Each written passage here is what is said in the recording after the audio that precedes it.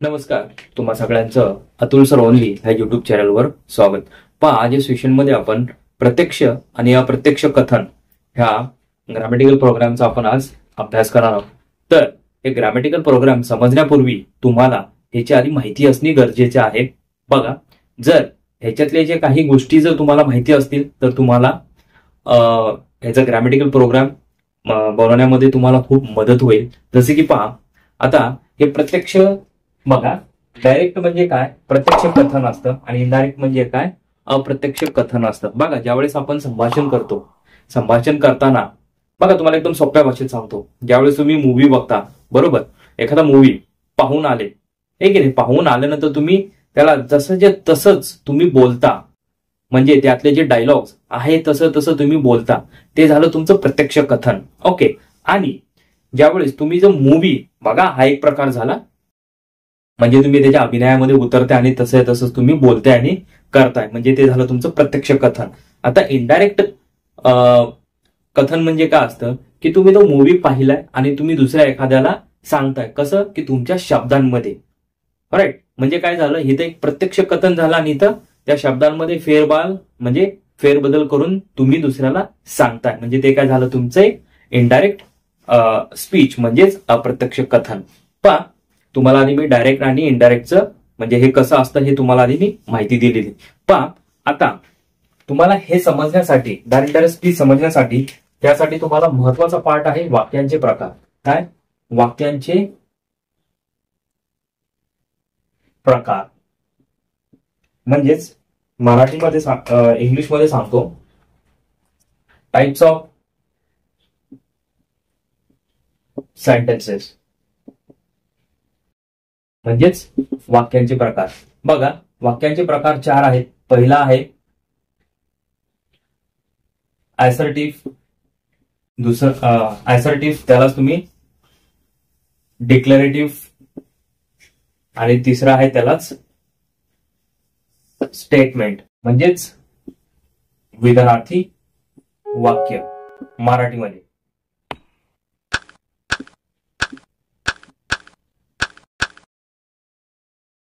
Okay, विधानार्थी वाक्य.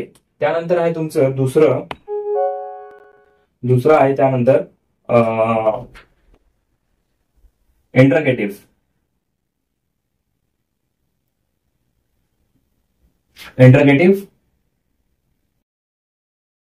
Sentence म्हणजेच प्रश्नार्थक वाक्य. काय?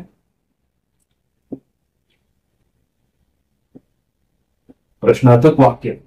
तिसरा आहे इम्परेटिव्ह सेंटेन्स, म्हणजेच आज्ञार्थी वाक्य. आणि चौथं जे आहे एक्सक्लेमेटरी सेंटेन्स, म्हणजेच उद्गारवाचक वाक्य.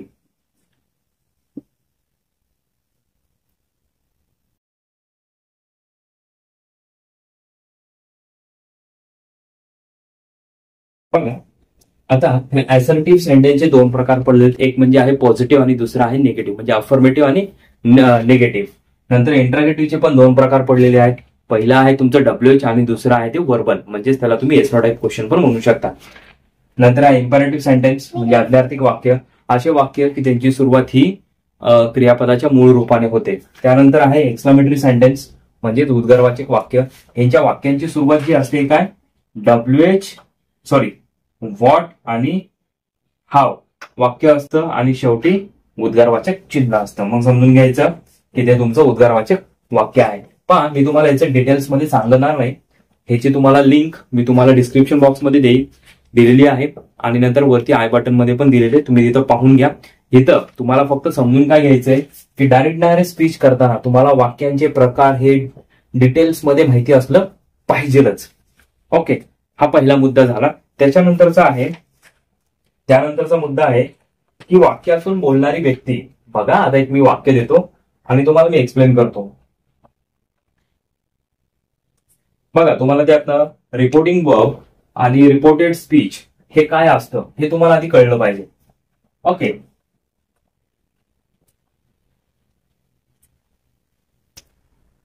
बघा, वाक्य आहे Rahul said to Priya I am very busy today. काय? राहुल सेड टू प्रिया, बघा कॉमा, आता इथे inverted comma, I am busy, I am very busy today. Okay, busy today, inverted comma, complete. आता ह्याच्यातनं तुम्हाला रिपोर्टिंग वर्ब आणि रिपोर्टेड स्पीच हे तुम्हाला ओळखता आलं पाहिजे. बघा, लक्षात काय ठेवायचं, जे इनवर्टेड कॉमा आहे, इनवर्टेड कॉमा मधलं जे वाक्यरचना आहे ते असतं तुमचं काय, रिपोर्टेड स्पीच. ओके, आणि हे जे आहे तुमचं काय, हे वालं अवतरण चिन्हाच्या बाहेर जे तुमचं वर्ब आहे त्याला काय म्हणलं जातं, रिपोर्टिंग वर्ब. हे ग्रॅमॅटिकल शब्द आहेत, हे तुम्हाला मी या भाषेमध्ये सांगणार नाही, पण मी तुम्हाला सांगितलं की वाक्य कसं असतं. जे अवतरण चिन्हातलं आहे त्याला रिपोर्टेड स्पीच म्हणलं जातं, आणि अवतरण चिन्हाच्या ज्या बाहेर आहे ते काय असतं, तुमचं रिपोर्टिंग वर्ब असतं. बघा, हे तुम्हाला लक्षात आलं पाहिजे ज्यावेळेस तुम्ही डायरेक्ट स्पीच करताना रिपोर्टिंग वर्ब काय आहे आणि रिपोर्टेड स्पीच काय आहे. त्यानंतर महत्वाचा पार्ट आहे तुमचा, तुम्हाला काळ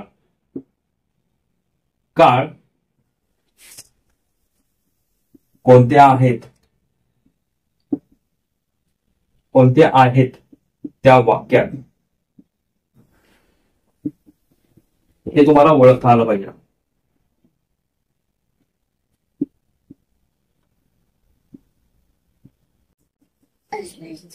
ओके, काय, की तुम्हाला काळ व्यवस्थित ओळखता आले पाहिजे. मग त्यासाठी तुम्हाला काळ पण महत्वाचे आहे. तुम्हाला मी ह्या व्हिडिओच्या डिस्क्रिप्शन बॉक्समध्ये मी तुम्हाला काळांची जी प्लेलिस्ट आहे त्याची पण तुम्हाला मी इथं लिंक देत आहे, पाहून घ्या. म्हणजे काय होईल, तुमचे काळ जर व्यवस्थित असतील तर हे तुम्हाला व्यवस्थित समजून जाईल, नाहीतर मग तुमची नेहमी गडबड गोंधळ होऊन जाईल. गडबड गोंधळ जर करून घ्यायचं नसेल तर ह्या ज्या गोष्टी सांगेन ह्या तुम्ही लक्षात घ्या. आता बघा, त्याच्यानंतर आहे काळांमधील बदल. बघा, तुम्हाला काळ येणं गरजेचं आहे, बरोबर आहे. काळ हे जर तुम्हाला आलेच पाहिजे, तुम्हाला काळ जर नाही जमले तर मग तुम्हाला ती वाक्यरचना बनवताच येणार नाही. कारण की कसं आहे, बघा, काळांमधील बदल कसा आहे तुम्हाला लिहून देतो, तुम्ही वाटलंच तर लिहून घ्या.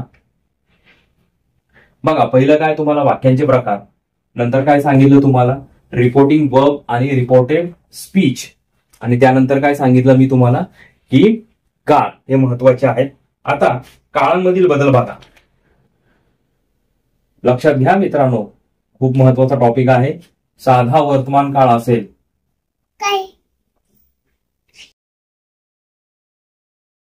साधा वर्तमान काळ असेल तर ह्याचं तुम्हाला इनडायरेक्ट स्पीच करताना काय करायचंय, साधा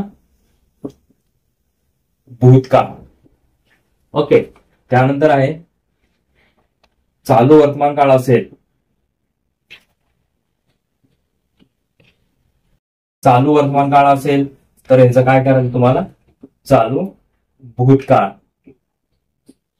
ओके, नंतरचा आहे पूर्ण वर्तमान काळ असेल,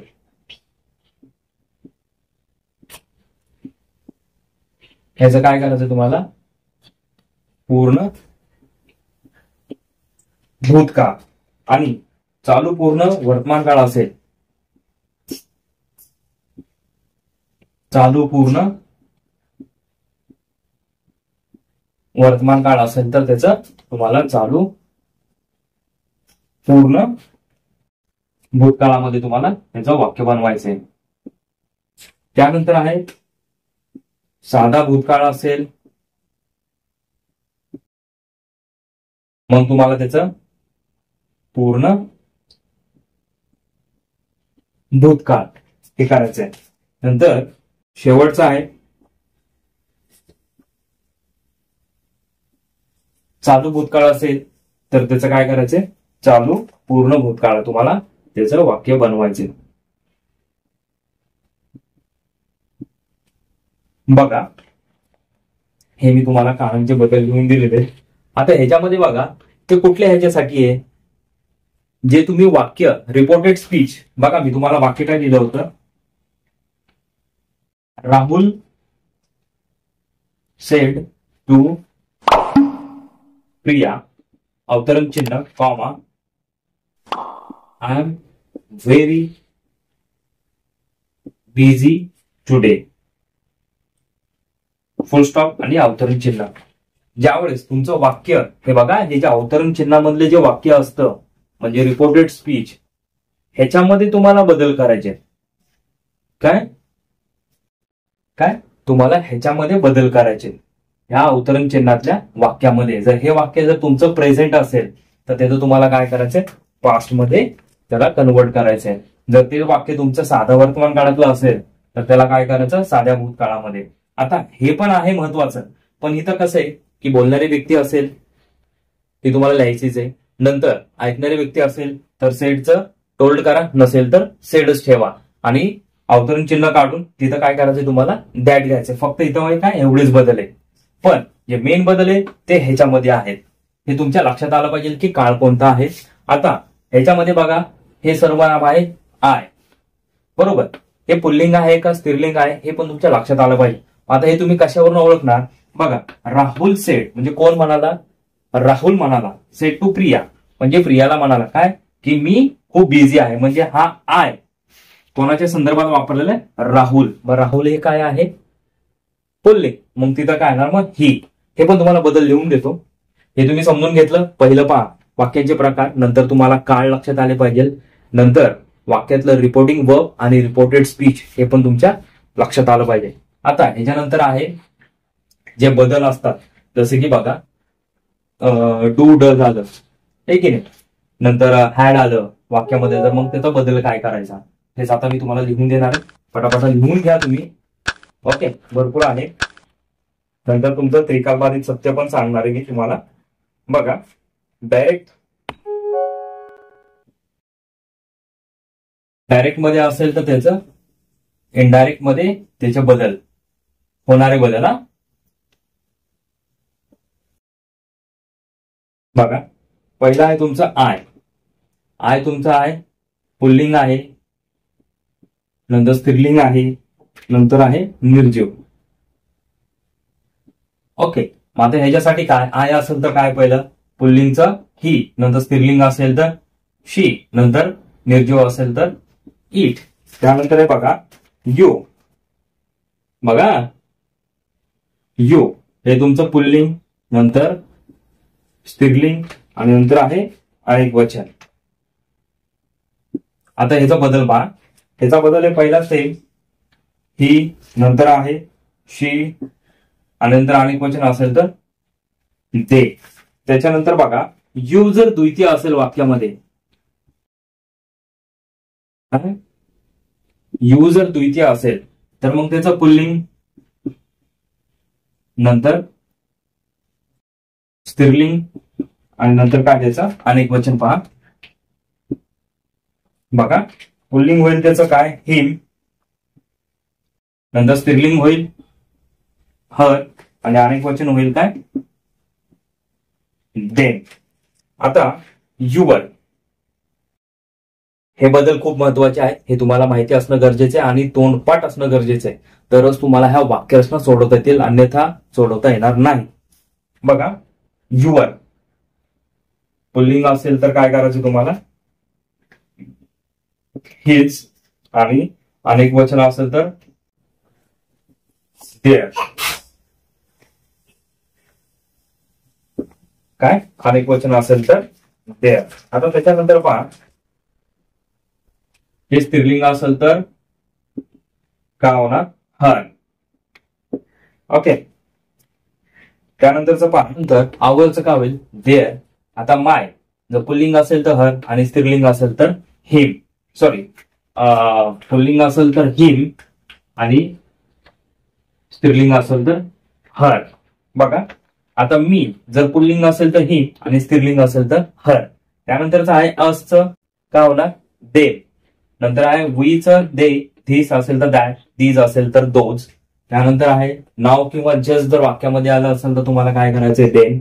नंतर हेअर असेल तर देअर, टुडे असेल तर दॅट डे, टुमॉरो असेल तर द नेक्स्ट डे, नंतर आहे टू नॉट असेल तर दॅट नाईट, नंतर आहे डू डज जर वाक्यामध्ये आलं असेल तर तुम्हाला त्याचं इनडायरेक्ट करताना डीड करायचंय, नंतर ॲम इज आर असेल तर वॉज वेअर, नंतर आहे मे असेल तर माईट, आणि कॅन असेल तर कुड, हॅव हॅज असेल तर हॅड, नंतर आहे दस असेल तर सो. आता अजून काय आहे, जसं की बघा नेक्स्ट वीक असेल तर काय द फॉलोइंग वीक, नंतर आहे द नेक्स्ट मंथ किंवा नेक्स्ट इयर म्हणलं तर काय होईल द फॉलोइंग मंथ किंवा इयर. त्यानंतरचं आहे लास्ट नाईट म्हणलं तर द प्रिव्हियस नाईट, लास्ट नाईटला तुम्हाला काय वापरायचे प्रिव्हियस नाईट. नंतर आहे एट, वाईची एट असेल तर तुम्हाला काय करायचंय टिल देन. आता ह्याच्यानंतरचं आहे त्रिकालबाधित सत्य.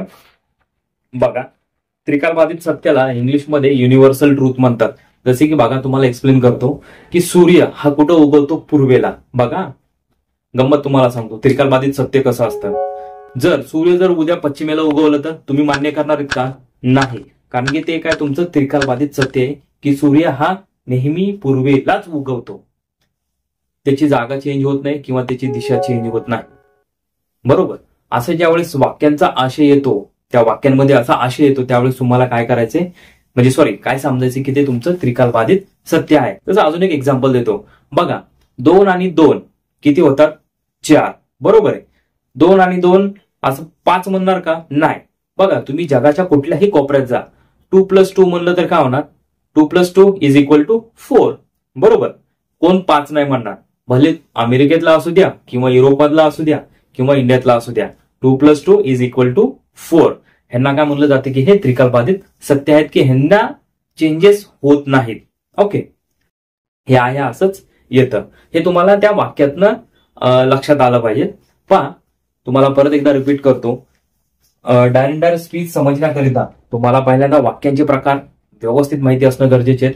नंतर काळ, काळांमध्ये तुम्हाला वर्तमान काळ, भूतकाळ जे काय असेल ते काळ तुम्हाला एकदम व्यवस्थित माहिती असलं पाहिजे. आणि हे जे मी तुम्हाला बोर्डवर जे बदल लिहून दिलेले आहेत, कारण की डायरेक्ट असताना हे बदल असतात, सॉरी डायरेक्ट म्हणजे तुमच्या वाक्यामध्ये हे शब्द येतात आणि त्याचे हे बदल होतात. हे तुम्हाला तोंडपाठच असले पाहिजे, तरच तुम्हाला डायरेक्ट स्पीच हे ज्या वाक्यरचना तुम्हाला बनवता येतील. आणि हा एक माझा छोटासा प्रयत्न होता. मी थोडेसे नोट्स वगैरे काढून तुम्हाला मी एक्सप्लेन केलं. आणि आता पुढील सेशनमध्ये आपण डायरेक्टली ह्याच्या वाक्यरचना पाहू.